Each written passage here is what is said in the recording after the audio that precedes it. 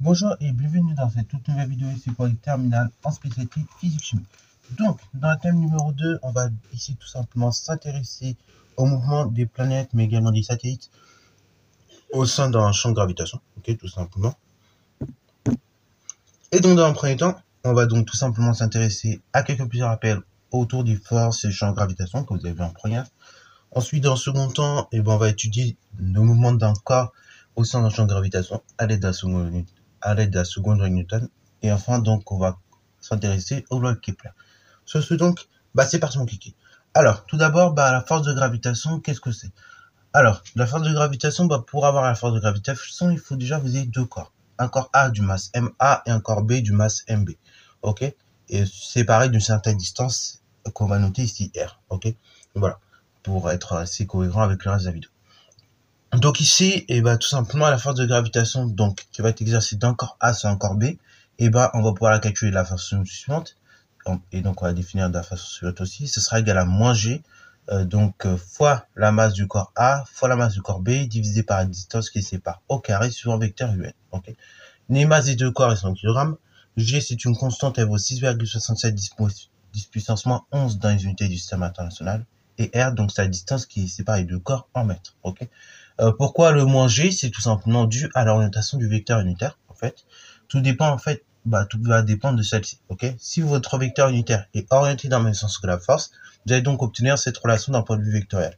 F de A sur B qui est égal à G fois la masse du corps A fois la masse du corps B divisé par la distance qui sépare au carré, suivant un vecteur UN. En revanche, donc, ce qui est notre cas ici, donc, dans un premier temps, si on oriente notre vecteur unitaire dans le sens contraire de la force, comme vous pouvez le voir derrière sur mon petit schéma, dans ce cas-là, c'est comme nos deux vecteurs, ils sont collinaires mais de sens contraire, on obtient bien moins G fois la masse du corps A fois la masse du corps B divisé par la distance qui sépare au carré, suivant un vecteur unitaire U. Ok. Pareil, quand vous faites un calcul, faites attention. En fait, une force est toujours positive. Ok, la norme d'une force est toujours positive. Donc du coup, à la fin, vous devez avoir un résultat toujours positif. Ok. Ça, c'est une première chose. Deuxième des choses également extra importantes qu'il faut avoir en tête, c'est la notion de champ de gravitation. Ok. Le champ de gravitation, donc, tout simplement, il va être dû rien qu'au corps B, ok, à la masse du corps B. Puisqu'en effet, la force de gravitation, on va pouvoir la définir aussi de la façon suivante. Force de gravitation de F, qui est la chose suivante. Donc, F de A sur B, c'est égal à la masse du corps A fois le champ de gravitation. Et le champ de gravitation, par identification, on dira que tout simplement, c'est moins G fois masse du corps B divisé par la distance qui sépare au carré. Le tout suivant un vecteur unitaire UN, ok. Voilà, donc ça, c'est pour quelques petites définitions de base que vous devez avoir en tête. Ok. Une fois que vous avez ces petites définitions en tête, on va donc pouvoir étudier tout simplement le mouvement d'un corps au sein d'un champ de gravitation, ok, à l'aide de la seconde loi de Newton. Alors, c'est parti mon kiki. Donc ça, c'est une démonstration pour le coup qu'il va falloir savoir refaire, ok, de A jusqu'à Z, plus ou moins proprement, ok. Donc, par définition, vous savez d'après la seconde loi de Newton que la somme des forces extérieures c'est égal à masse fois accélération du système. Okay. Donc là, ici, ce qu'on va faire dans cette partie-là, c'est qu'on va prendre un corps de masse petit m qui va tourner autour d'un attracteur, donc de masse grand M. Okay. Donc ça peut être un satellite, ça peut être une planète, mais qui va tourner autour d'un attracteur. Okay.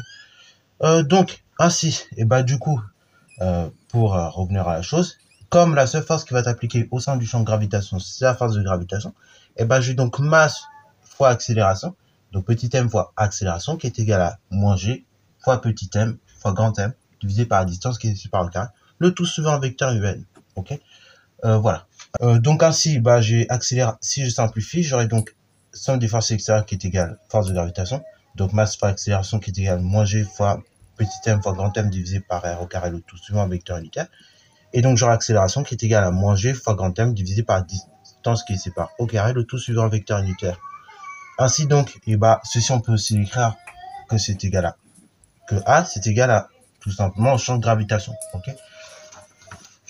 Maintenant, on va se placer tout simplement dans un repère de Fresnel, parce que là, on est en présence d'un mouvement circulaire. Donc, pour étudier les mouvements circulaires, comme on l'a vu dans le chapitre 1, on va tout simplement se placer dans un repère de Fresnel, ok. Dans un repère de Fresnel, donc, pour avoir les coordonnées du vecteur accélération, et bah, il va falloir deux composantes. Une composante suivant vecteur un, une composante suivant vecteur ut. Par définition, accélération, bah, c'est égal à v carré sur r suivant un, plus dérivée de la vitesse par rapport au temps suivant le vecteur ut. Ok.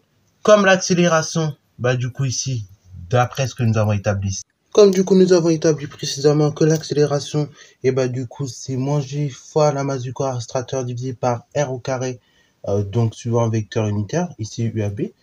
Dans ce cas-là, comme le vecteur unitaire UAB et le vecteur n, ils sont collinéaires mais de sens contraire, comme vous pouvez bien voir sur mon petit schéma, et bah par conséquent, on va donc pouvoir en déduire la chose suivante. On va donc pouvoir en déduire que dans ce cas-là, et bah A c'est égal G fois la masse du corps accelérateur divisé par R suivant le vecteur unitaire UN. Ok, bravo. Donc ça signifie que par identification, du coup, dérivée de la vitesse par rapport au temps, ça vaut 0, c'est une R reste constante, donc notre vitesse. Ok. Et ainsi, donc on va pouvoir, et bah, de là, extraire l'expression de la vitesse. On va tout simplement simplifier un peu la chose. Donc, comme on a du vecteur UN aux deux membres, et ben on peut simplifier. Et donc on aura V carré sur R qui est égal à G fois la masse du corps accelérateur fois grand M divisé par R au carré. Ok. Je multiplie tout par R et ça me donne V carré qui est égal à G fois grand M divisé par R. Alors petite précision ici. Je pense que ça se modifie au cours du temps, mais faites attention. Quand vous simplifiez par UN aux deux membres, et ben en fait, tout simplement, vous êtes en présence de normes. Et une norme, c'est toujours positif, comme j'ai dit. Voilà, une vitesse c'est positive, une G c'est positif, une force c'est positif, tout est positif dans la relation. Donc vous allez obtenir du plus à chaque fois. Ainsi, bah quand je multiplie par R ici, bah ça me permet d'avoir V carré qui est égal à G fois M divisé par R. Et si je veux V tout court, et ben je fais racine carrée. Ok, donc ça fait racine carrée de G fois M divisé par R. Ok, R étant la distance qui sépare nos deux astres. Ainsi, bon là, on a retrouvé à l'aide d'un second Newton, bah tout simplement l'expression de la vitesse au sein d'un champ de gravitation. Si je veux l'avoir sous forme vectorielle, bah je dirais que tout simplement vecteur vitesse c'est égal à racine carrée de G fois M divisé par R, auquel le tout souvent un vecteur ut. Voilà, donc ça, faites super attention, c'est des choses qu'il faut savoir refaire. Ok, bravo. Et donc ça, le fait qu'on trouve que V c'est égal à G fois M divisé par R, bah on montre que la vitesse est constante finalement. Ok, et donc le mouvement est uniforme aussi, parce que comme on n'a pas d'accélération suivant UT, et dans ce cas-là, le mouvement est uniforme. Ça, c'est des choses qu'on a vu aussi dans le chapitre numéro 1 de cinématique. Ok. Alors, du coup, maintenant, pour décrire les mouvements des planètes, des satellites autour de notre astre, on va aussi pouvoir utiliser les lois Kepler. Alors, elles sont au nombre de 3. Vous avez donc les lois des orbites, les lois des aires et la loi des périodes. Ok. Alors, on va commencer par la loi des orbites. Et vous comprendrez mieux pourquoi l'année dernière, parfois, quand je vous disais que oui, les trajectoires des planètes autour des étoiles, elles forment tout simplement un cercle. Et quand je dis ça, je vous disais toujours, ouais, mais c'est pas vrai. Là, vous comprendrez pourquoi je vous disais ça l'année dernière. C'est parce que d'après la première loi Kepler, en fait, elle vous dit quoi? Elle vous dit que tout simplement la trajectoire d'une planète autour du Soleil, ok, autour d'une étoile, c'est une ellipse dont l'un des deux foyers, c'est tout simplement l'étoile en question. Ok. Alors, ça, c'est ce qu'on voit schématiquement. Voilà, ce que vous pouvez voir schématiquement. Petit rappel mathématique, petit point mathématique, parce que c'est important que vous puissiez comprendre vite fait la chose. Une ellipse, c'est quoi? C'est une forme ovale. Ok, pour faire très simple. C'est une forme ovale qui va avoir pour caractéristique les éléments suivants. Donc, on va pouvoir la caractériser par un grand axe, ok, qu'on va noter ici deux tas. Et ici également, on va avoir deux foyers, F et F'. Et dans le cas particulier du cercle, en fait, il va se passer la chose suivante. Il va se passer quand on a F et F' confondus, et donc le demi-grand, et ici, donc le grand axe, ou plutôt ici, ce sera égal au diamètre du cercle, et donc petit a, ça sera égal au rayon du cercle. Ok, bravo. Ça, c'est pour la première loi Kepler, donc la loi des orbites. Deuxième loi Kepler, un peu compliqué à exprimer oralement, mais en général, une fois que vous avez bien capté l'idée, c'est facile à s'intégrer, en général. Mais c'est vrai que c'est un peu difficile à exprimer. C'est la loi des airs. La loi des airs vous dit quoi? Elle vous dit que les segments de droite qui relient les centres de masse du Soleil, ou de votre étoile, et de votre planète, vont balayer des aires égales à durée de temps égale. Ok?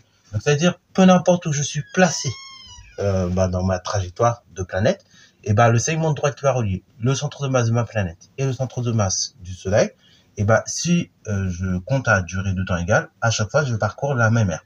cette loi va avoir une conséquence extrêmement importante. Déjà, ça va nous démontrer que finalement, la vitesse n'est pas vraiment constante. Ok, parce qu'en effet, si tout simplement notre système, donc notre planète, est très proche de la planète, est très proche du Soleil, par exemple, et automatiquement, pour balayer la même aire, il va devoir parcourir beaucoup plus de distance que lorsqu'il en est éloigné.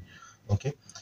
Et ainsi, donc, ça montre que la vitesse n'est pas constante déjà d'une, et ça montre surtout que, elle est maximale lorsque tout simplement notre planète, est très proche du Soleil. Et en revanche, elle est minimale lorsque notre planète est très éloignée du Soleil. Parce que pour parcourir par exemple, pour parcourir l'air A2, comme on est très éloigné du Soleil, comme on peut voir sur mon schéma, automatiquement, la distance de E doit être minimale afin que, l'air A2 soit égal à l'air A1. En revanche, vu que mes pensées sont très proches du Soleil, pour parcourir la même aire que l'air A2, je suis obligé de parcourir plus de distance. Ok. Alors ça, c'est dû à une chose aussi, c'est dû au fait que tout simplement mon corps là, quand il est très près du Soleil, il est très attiré par lui, et donc du coup, il va tourner beaucoup plus vite. Et réciproquement, lorsque tout simplement mon corps est très éloigné du Soleil, il est donc moins attiré puisque plus de distance, et donc il tourne moins vite. Ok. Et ça explique aussi le mouvement des comètes, par exemple, autour de différents astres. Par moment, vous allez voir, elles vont passer autour de l'étoile en très très peu de temps. Et en revanche, quand elles s'éloignent de l'étoile, vu qu'elles sont très éloignées de l'étoile, par conséquent, elles vont mettre beaucoup de temps à faire la révolution. Vous voyez le délire? Bon, ça c'est pour la deuxième loi de Kepler. Ensuite vient la troisième loi de Kepler. Donc la loi des orbites. Enfin, la loi des périodes, pardon. La loi des périodes qui vous dit quoi? Qui vous dit que le rapport entre la période de révolution au carré et tout simplement le demi-grand axe au cube, il est constant. Ok. Alors du coup ici le demi-grand axe, je vais nommer R dans ma démonstration, mais bien évidemment ça sous-entend que R c'est égal à A dans ce cas de figure, puisqu'on va ici rester dans une approximation très simple en considérant que la trajectoire est circulaire. Ok. Alors du coup, c'est parti mon kiki. Par définition, vous savez que la vitesse, c'est une distance divisée par un temps. Ok. Jusque là on est d'accord. Donc si vous voulez la durée, qui correspond aussi à une période de révolution, vous allez donc prendre la distance divisée par une vitesse. Ok. Voilà ce qu'on peut noter. La distance, comme je l'ai dit, on va rester dans une approximation très très simple. Donc on va dire que ça équivaut au périmètre d'un cercle. Ok.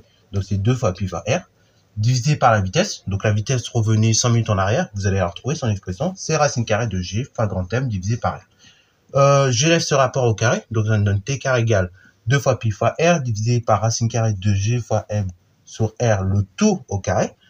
Vous balancez carré au numérateur et au dénominateur, donc ça fait 4 fois pi carré fois r carré divisé par g fois m fois grand R. Alors ici, quand vous faites au dénominateur, pourquoi la racine elle s'en va? Parce qu'en fait, vous avez une racine carrée et vous avez un carré qui va aller dessus. Donc, vous faites deux opérations réciproques, donc vous obtenez directement ce qui est à l'intérieur. Ok. Ensuite, on va un petit peu simplifier, puisque divisé par une fraction, vous savez, c'est multiplié par son inverse. Donc, du coup, ça va donner 4 fois pi carré fois r carré fois r. Donc, du coup, ça va donner 4 pi r cube, enfin 4 pi carré r cube, divisé par g fois n. Ok. Après, l'étape qui va suivre, c'est quoi? C'est tout simplement divisé par r au cube, ok, ou a au cube, c'est la même chose. Et donc, du coup, t carré sur r cube, on va dire que c'est 4 pi cube, pi carré fois r cube, divisé par g fois m fois r cube, ok. J'ai les r cube au numérateur, r cube au dénominateur. Cela s'en simplifie, ça vire. Et donc, j'ai t carré sur r cube qui est égal à 4 fois pi carré, divisé par g fois grand M. Ok, bravo. Et donc là, du coup, ainsi, on a bien un rapport qui est constant, puisque on a 4 qui vont constant. T'as 4 qui bouge pas. Ta pi, ça bouge pas. Donc, son carré ne va pas bouger, ça va pas varier. G, c'est une constante, hein. C'est la constante de gravitation, donc on suppose qu'elle est identique partout dans l'univers, elle est universelle. Et grand M, c'est la masse de notre astrateur, par exemple le Soleil. Donc là, a priori, on va considérer qu'elle ne bouge pas non plus. Ok. Donc on a bien un rapport de t carré sur r cube qui est constant. Voilà. Et donc ces trois lois Kepler vont me permettre concrètement d'étudier les mouvements, ok. Donc des mouvements de planètes, mais des mouvements de satellites au sein de notre univers, et donc de prévoir comme ça un certain nombre de paramètres, donc tels que la durée de révolution de la planète autour du Soleil. En tout cas, ça va permettre de prévoir un certain nombre d'événements sur nos éléments, donc planètes, etc., etc. Ok. Et donc, couplé aux lois de Newton, vous voyez qu'on peut très facilement étudier le mouvement des planètes ou des satellites. Ok. Voilà. Donc, c'est tout pour cette vidéo. J'espère qu'elle t'a plu. Si c'est le cas, n'hésite pas à la liker, commenter et voir l'instant en mathématiques et en sciences.